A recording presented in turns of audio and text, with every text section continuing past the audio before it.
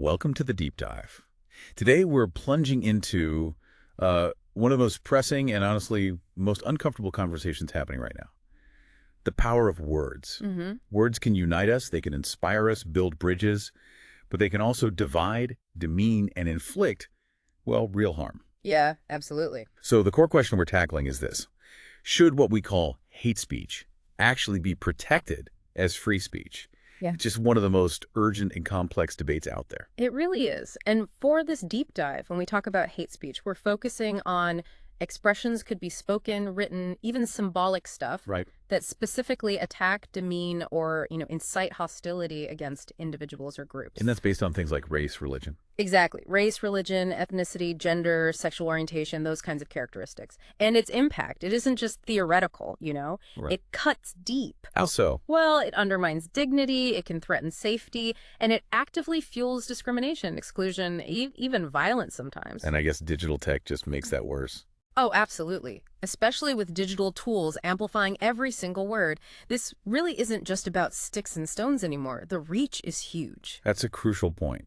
Yeah. So our mission today is to really try and unpack this tension between the legal protection for speech on one side and the imperative for social responsibility on the other, especially thinking about things like cancel culture and demands for accountability. Right. They're so intertwined now. So we're going to explore the different frameworks, the philosophies underneath it all, and the real-world messiness, really. Yeah. So you can be well-informed on this vital topic. And to really get a handle on this global debate, it's probably helpful to start with the American approach. Okay. Because as we'll see, it stands out quite a bit from how a lot of the rest of the world handles it. Right. So America first, then. What's the foundation there? Well, at the foundation of the U.S. legal framework is the First Amendment to the Constitution. The famous one. The famous one, yeah. And it has this incredibly sweeping commitment to protecting free speech. And where did that come from? Well, the framers, they were really influenced by Enlightenment ideals, plus they had this deep mistrust of government power. Okay. So they really wanted a robust public sphere, a place where even the most, frankly, offensive ideas could be aired and, importantly, contested. So the U.S. seems to really lean into protecting even the stuff most people find offensive. What were some of the key court cases that cemented this? Especially for speech that's hateful. Yeah, that's where the U.S. Supreme Court really shapes things. They've interpreted the First Amendment to provide exceptionally broad protection. Exceptionally broad. Including for most forms of what we'd call hate speech. The prevailing legal doctrine, you see it articulated in cases like Brandenburg v. Ohio. It sets a very, very high bar. Okay, what's the bar? Speech can only be restricted if it's directed to inciting or producing imminent lawless action. Imminent, like right now. Exactly. Right then and there. And it also has to be likely to actually do that. Ah, okay. So not just maybe, but likely. Precisely. Think of it this way. It's not just talking about violence, but directly spurring it right now. Okay. This came up with the inflammatory rhetoric of a Ku Klux Klan leader. The court basically said, look, mere advocacy of hateful ideas without that clear and present danger of imminent action isn't enough for censorship. Wow. That's a fascinating standard. So if someone is just being offensive, maybe deeply offensive, but not directly inciting immediate violence, they're probably protected under U.S. law. That's generally right. And it actually goes further. How so? In another case, Cohen v. California, the court ruled the government couldn't prohibit someone from displaying, well, a vulgar anti-war message on their jacket. Right, I remember that one. So that means emotional offense or just making society uncomfortable. That alone isn't a legitimate basis for restricting expression. Okay. And then more recently, in Matal v. Tam, it was basically cemented that there's no special hate speech exception in American law. No exception at all. Nope. They struck down a law prohibiting disparaging trademarks, calling it unconstitutional viewpoint discrimination. Can't ban speech just because the government doesn't like the message. So what this really boils down to then is a fundamental skepticism of the government playing speech police. Pretty much. The belief is that open contestation, even of really repugnant ideas, is somehow essential for democracy to work. That's the core American idea, yes. Yeah. But how does that stack up against the rest of the world? Yeah, I was going to ask. I imagine other liberal democracies don't always take such an expansive view. They absolutely don't. And that difference isn't just some minor legal detail. No. No, it's like deeply rooted in their history, their experiences, and what they prioritize as a society. Okay, give us an example. Europe. Europe is a great example. In Europe, for instance, the absolute horrors of the 20th century, like, Yeah. the Holocaust, the rise of fascism, Right. that created this really strong consensus that states must act to protect vulnerable groups from hateful expression. It's seen as a duty. The duty of the state. Yes. As a result, most European countries actually criminalize incitement to hatred or violence based on protected characteristics, like race or religion. So it's actually illegal there in many places. It is. And the European Union has even worked to harmonize these laws across member states. Interesting. They emphasize that freedom of expression, while important, has to be balanced against the need to safeguard dignity, equality, and social cohesion. Wow, that's a stark contrast. So essentially, in somewhere like Germany, you can't even deny the Holocaust happened. Correct. Well, in the U.S., theoretically, you could march with Nazi symbols and probably be legally protected as long as you weren't inciting imminent violence. That's broadly the difference, yes. It's quite stark. Can you give us a few more specific examples of these different approaches? Sure. Germany, as you mentioned, is known for having some of the world's strictest hate speech laws. That includes prohibitions on Holocaust denial and displaying Nazi symbols. But other places too, Denmark, Finland, Canada, they've all enacted legal thresholds and penalties, though the specifics, they vary. Yay. And somewhere like Brazil, their hate speech laws directly address racism and other forms of discrimination, reflecting maybe a broader commitment to social justice aims. This raises a really important question, though. What about the critics of these laws abroad? Don't people argue that these restrictions could risk stifling legitimate debate? Or maybe even suppressing dissent? Oh, absolutely they do. And it's a valid concern, right? The worry about government overreach. Yeah. However, I think the prevailing view, globally speaking, tends to be that the harms posed by hate speech are significant enough to justify some legal intervention. What kind of harms are they focused on? Particularly its capacity to incite violence, to perpetuate inequality, and to sort of erode democratic norms over time. I see. So it's just a very different balancing act than you see in the U.S. It's where, legal philosophy really meets lived historical experience. So it's not just about what the laws say, but the why behind them, these fundamental philosophical debates bubbling underneath. Exactly. And I imagine this is where that whole marketplace of ideas concept comes into play strongly. You're right on track. One prominent philosophical underpinning, especially for the broader free speech view, is indeed the marketplace of ideas. Explain that a bit. Well, it's this metaphor, right? It suggests that the best remedy for hateful or misguided speech isn't censorship, it's simply more speech. Better speech. Let the ideas fight it out. Kind of. Proponents of this view, you might call them free speech absolutists sometimes, argue that emotional offense, no matter how intense it feels, just isn't a good enough reason for suppression by the state. Why not? They believe the dangers of censorship, especially state censorship, far outweigh the risks of just letting the expression happen. For them, protecting even really noxious speech acts as a kind of bulwark against tyranny, and maybe even a safeguard for minority voices in the long run. Okay, that makes sense if you have faith that good ideas will always win out in an open debate. But surely there's a counter-argument, that words can cause real, tangible harm. Oh, definitely. There's a strong counter-philosophy. What's the basis for that? Well, often inspired by thinkers like John Stuart Mill, you have the harm principle. Oh, harm principle. Okay. And this argues that speech can inflict real and measurable harm. Psychological harm, social harm. Not just hurt feelings. Right.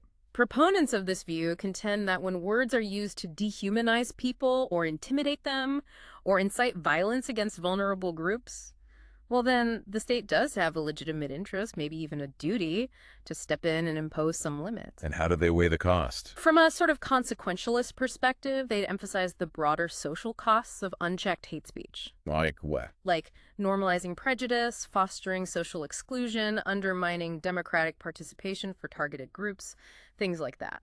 Okay, so we've got the individual liberty, marketplace view, and the harm principle view. Is there a third major lens people are using to look at speech today, especially with all the social movements happening? Yes, I think there is. And it's particularly relevant to our current conversations around equity, and accountability. Tell me about it.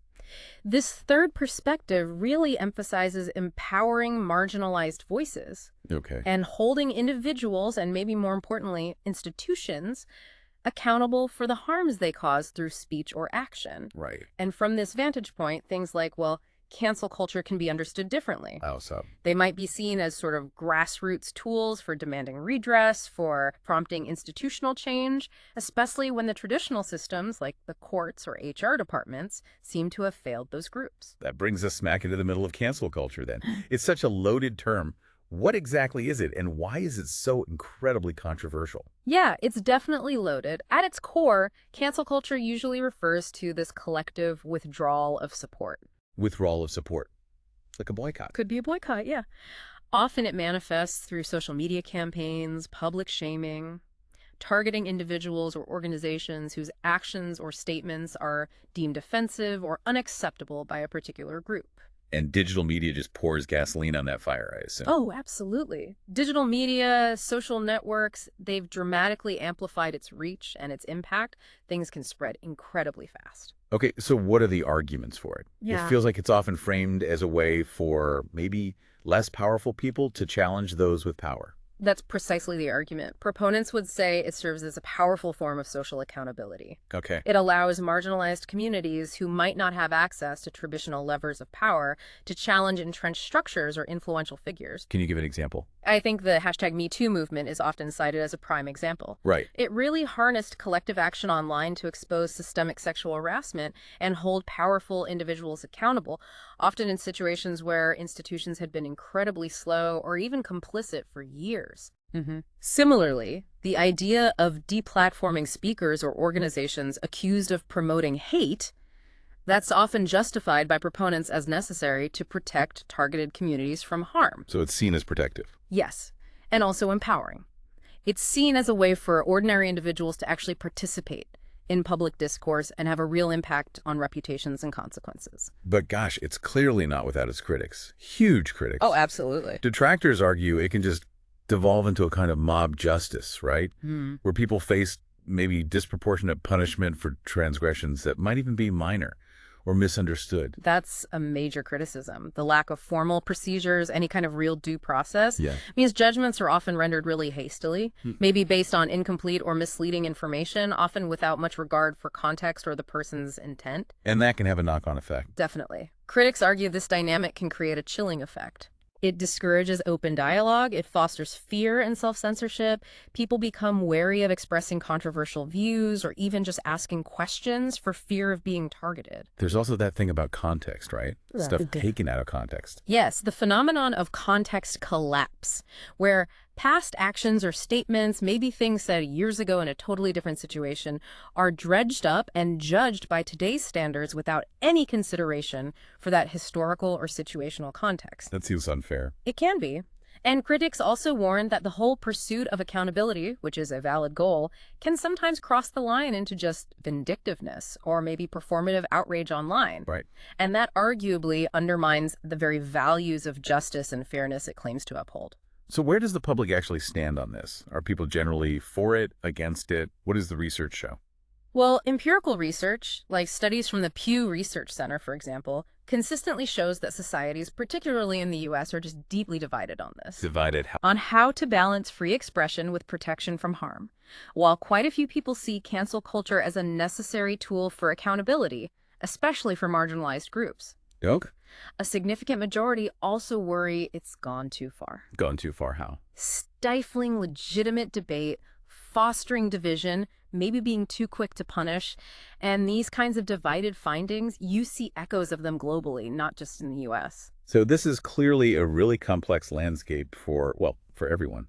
Policymakers, institutions, us as individuals, trying to navigate it. It truly is. It's about finding that incredibly delicate balance. So let's look at some real-world examples. Where do we see these tensions playing out most visibly? Well, online is obvious. Social media platforms have become these constant battlegrounds, haven't they? Definitely. For deplatforming, for public shaming. We've seen huge backlashes against celebrities, academics, public figures. Maybe their past statements resurface, or they say something controversial now. The consequences are real. Oh, yeah. Often leading to loss of employment, loss of reputation, sponsorships pulled, you name it. And universities too, right? They seem like hotspots for this. Absolutely. Universities face these constant conflicts. There's this inherent tension between trying to foster inclusive, safe environments for all students Hmm. and upholding principles of free expression and academic freedom. And that leads to clashes. It does. You see student activism sometimes clashing with university commitments to free speech or diversity of thought, protests against controversial speakers, demands for faculty to be disciplined or removed. It's very fraught. And these issues aren't just in the U.S., as we said. What about international legal cases? Do they show how these different laws actually get enforced on the ground? They absolutely do. Legal prosecutions abroad, like there was a case involving a woman named Lucy Connolly in the UK a while back. What happened there? Well, she faced legal consequences for comments she made online that were deemed by the court to incite hatred. Wow. It illustrates just how complex the enforcement is, how different countries grapple with drawing these lines, and the very real consequences people can face under stricter hate speech laws. Okay, so given all these challenges, this complexity, what are some proposed strategies or interventions? How do we navigate this landscape? What are the paths forward people are talking about? Well, one key strategy, especially favored in places like the U.S. with strong First Amendment traditions, is this idea of counter-speech. Counter-speech. So fighting speech with more speech. Essentially, yes. The idea is that the best remedy for hateful or bad expression isn't suppression, it's more speech. Better speech. How does that work in practice? It emphasizes dialogue, education, open contestation of ideas, let the good ideas challenge and overcome the bad ones in the public square. It aligns with those fundamental liberal democratic principles we talked about. Okay. And what about the role of, say, private companies, Yeah. social media platforms, employers? They're not the government, so the First Amendment doesn't directly apply, right? Yeah. But they have immense power. They play a huge role. You're right. Their actions don't typically violate constitutional free speech protections because they aren't state actors. But their policies on content moderation, community guidelines, corporate codes of conduct, they have massive consequences for individuals' speech, their reach, their livelihoods, their reputations. So they have a responsibility. Well, it certainly highlights that these private actors wield enormous power and, arguably, have a significant responsibility in shaping public discourse, whether they like it or not. And finally, there's the idea of legal reforms. If counter-speech isn't enough or private platforms aren't handling it well, what kind of legal changes are advocates pushing for? People pushing for reforms often want maybe narrower definitions of incitement. Tighter definitions. Yeah, and more targeted limitations on only the most harmful forms of hate speech. The goal is always trying to strike that balance between expression, safety, and fairness. So what would that look like? It might include clarifying the legal distinction between actual incitement to violence and speech that's merely offensive. Yeah. Ensuring that any sanctions are proportionate to the harm, and providing clear avenues for redress or appeal if someone feels they've been wrongly penalized. So when we talk about best practices for the future, it really sounds like it boils down to a constant, ongoing balancing act. There's no easy answer. Precisely. It's an urgent and incredibly difficult task. Balancing freedom of expression, which always carries the risk of enabling harm, with the need for safety and equity, which carries the risk of overreach or censorship. It's a tightrope walk. It really is. And fairness seems key. Responses need to be proportionate, they need to consider context, and they ideally need some element of due process. So key strategies moving forward might include Promoting counter-speech and robust public debate, definitely. Encouraging transparent and fair institutional policies, whether it's universities or companies. Advocating for nuanced legal frameworks that clearly distinguish incitement from mere offense. That seems crucial. And what about us, just regular people? Fostering public literacy, I think. Helping people understand the impact of words, the importance of context, how to engage in respectful, even if difficult, dialogue. That's vital. Yeah. Institutions need clear standards, transparent responses that can be reviewed, and legal reforms should offer clear guidance while still safeguarding against arbitrary enforcement. So wrapping this up, it feels like this enduring tension between legally protecting even hateful speech and the social demand for accountability. It just reflects the dynamic, sometimes messy nature of democratic societies. I think that's right. It's an ongoing negotiation. And cancel culture, as it continues to evolve and shape public discourse, clearly holds potential both as maybe a force for justice, Right. and also as a source of new injustices if it's not handled carefully. So the best hope lies in trying to find a balanced approach. It seems so. integrating legal safeguards, encouraging robust public debate, and maintaining a real commitment to due process and fairness. So when cancel culture is used with care, maybe within a broader ecosystem of dialogue, policy, and due process, then it can be a tool for accountability. Arguably, yes. But it always has to be tempered by fairness, by proportionality, and by a fundamental respect for basic rights, including freedom of expression. Ultimately, then, the question of whether hate speech should be protected speech, it's just inseparable from these much broader considerations of freedom, safety, and justice. Exactly. They're all tied together.